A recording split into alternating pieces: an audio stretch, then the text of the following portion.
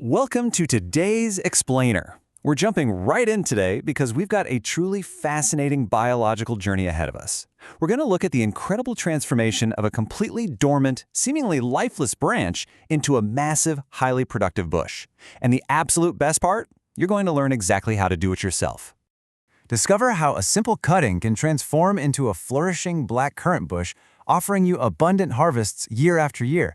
Have you ever really thought about that? It's not just gardening, it's practically magic. So whether you're a total beginner or a hardcore permaculture enthusiast, we're going to arm you with the knowledge to propagate this crop completely for free and super efficiently.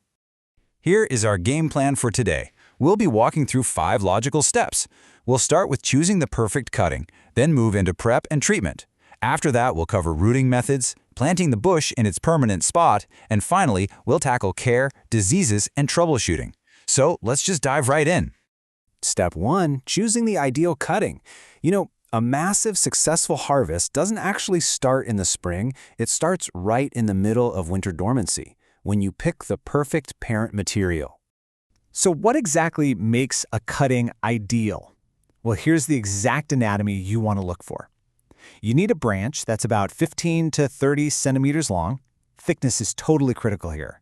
Aim for 8 to 10 millimeters, which is roughly the size of a standard pencil. You also want to look for 1-year-old wood, which is pretty easy to spot because the bark is lighter than on the older branches. Make sure it has at least 4 to 6 really healthy, well-formed buds. And here is the ultimate test. When you make a cut, the inside cross-section should be a bright, fresh green. If you see a black or brown center, toss it immediately. That means it's got frost damage or a vascular infection, so just grab another one. So your main takeaway for this step is simple but absolutely crucial. The foundation of a healthy bush is a robust 1-year-old cutting that's as thick as a pencil. If you get this part right, honestly, you're already halfway to the finish line. Moving right along to section 2, preparation and treatment. This is where we get a little bit scientific to prevent any rot and really turbocharge that root development. We're going to follow a strict professional protocol here. First up, you need to disinfect the cutting by soaking it in a 3% hydrogen peroxide solution for about 5 to 10 minutes. This is a game changer because it completely wipes out any fungal spores. Second, we make our cuts. You want to make a 45-degree cut just below the bottom bud, because that's where the growth hormones are most concentrated. Your top cut should also be 45 degrees, but about a centimeter or so above the top bud. And the third step? It's literally genius. You just seal that top cut with melted soy wax or paraffin. Doing that completely stops the cutting from losing vital moisture. Now, this next point is something I really want to emphasize because it's a huge botanical difference. With red currants, you actually strip off the bottom buds to form a clean, single trunk, kind of like a tiny tree. But for black currants, which is what we're focusing on today, you absolutely must leave all the buds intact. We want those buds buried in the soil to stimulate a ton of branching deep from the base. That's exactly how a black currant bush gives you the maximum amount of fruit. To wrap up this crucial prep phase, these tiny, microscopic details literally dictate the future shape, health, and yield of your plant. Proper cuts, good disinfection, and keeping every single bud on the stem. All right, so now we have our perfectly prepped cuttings. Let's move into section 3 and explore the different environments where they can actually start growing their new root systems. Let's compare 3 really popular rooting methods straight from the permaculture community, because black currants are super eager to root. Method 1 is keeping them indoors in a jar of water. The secret trick here? Drop in a small aquarium aerator. It bubbles oxygen through the water and completely prevents rotting. Method 2 is an indoor substrate mix, 50% peat and 50% perlite. It's an awesome medium because it holds moisture but drains really well. And method 3 is the absolute lowest effort. Just direct planting in an outdoor trench during winter. You don't need any heating, you're just letting nature's cold stratification do the work for you. And while we're on the subject of rooting, I have to share this totally brilliant permaculture hack with you. Instead of buying chemical rooting hormones, you can make your own willow tea. Willow branches are just packed with natural auxins. All you do is steep chopped willow branches in boiling water for a day or 2 and then soak your black currant cuttings in that liquid. It literally triggers an explosion of new root growth. At the end of the day, no matter which method you go with, the absolute secret to rooting success is moisture balance. You want constant but moderate moisture, not bone dry and definitely not a swamp. Moving right along. Our cuttings have roots now, so let's hit our next major milestone in Section 4, moving the plant outside to its permanent home in the garden. Let's look at the biological timeline here so you know exactly what to expect. During winter, you collect and prep your dormant cuttings.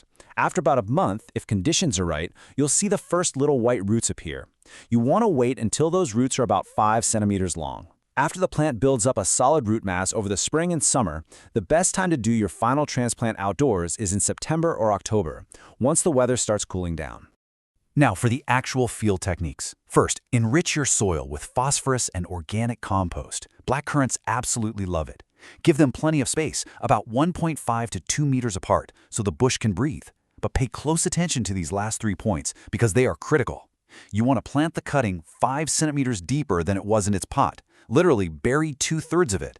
And then, and this is the most counterintuitive part for beginners, right after you plant it, take your pruners and aggressively cut the top back, leaving only 1 to 2 buds above the ground. I know, it sounds totally crazy to chop down your new plant, right?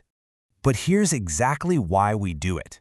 We plant deep and prune hard because it forces the plant to stop worrying about making leaves above ground and instead channel all of its energy into building an unstoppable underground root network. That is what guarantees massive, vigorous shoots the following spring. Okay, we've reached the final phase, Section 5, Care, Diseases, and Problems. Getting the plant in the ground is just the beginning. The ongoing maintenance is what actually brings in those heavy harvests. Which leads us to a really important question. What could actually go wrong with your newly established bushes? Because even the most perfectly planted blackcurrant is going to face some challenges from nature. Let's break down the top 3 threats you might face. First is powdery mildew, which looks exactly like it sounds, white powdery spots. The fix? Ensure good air circulation through proper pruning. Next is anthracnose, which causes nasty dark leaf spots. Now because blackcurrants have shallow roots, people often overwater them from above with a hose. Big mistake. Splashing water spreads those fungal spores everywhere. Always use drip irrigation down at the soil level. Finally, aphids. They deform the leaves and suck out the plant's sap. Just keep a close eye out and treat them early before they get out of hand. Here are a few more pro-level tips to keep your plants thriving. Always apply a thick layer of organic mulch to protect those shallow roots. Keep the moisture consistent, but definitely avoid suddenly flooding the plants right before harvest or your berries will literally split open. And here is an absolute game changer of a trick for harvesting. Since blackcurrants fruit best on younger wood, you're supposed to prune out the old 3-year-old branches anyway. So, during the summer, just cut the entire mature, fruit-filled branch off at the base, go sit comfortably in the shade and pick your berries in peace. It's such a brilliant time saver. So, the core takeaways here: consistent moisture right at the shallow roots, combined with fearless proactive pruning, will keep diseases far away and your yields incredibly high year after year. Before we wrap up, just a quick reminder. Nature is different everywhere. The temperatures, soils, and pests in your specific area might mean you need to tweak these methods a bit. So always observe your plants closely and don't hesitate to seek out local expert advice if you hit a wall. And that brings us to the end of our explainer. You've seen the science. You've learned the steps. Now the question is, are you ready to grab your pruners and turn a single dormant branch into your very own thriving permaculture harvest today? I certainly hope the answer is yes. Thanks so much for joining me. Keep experimenting out there, and I'll see you next time.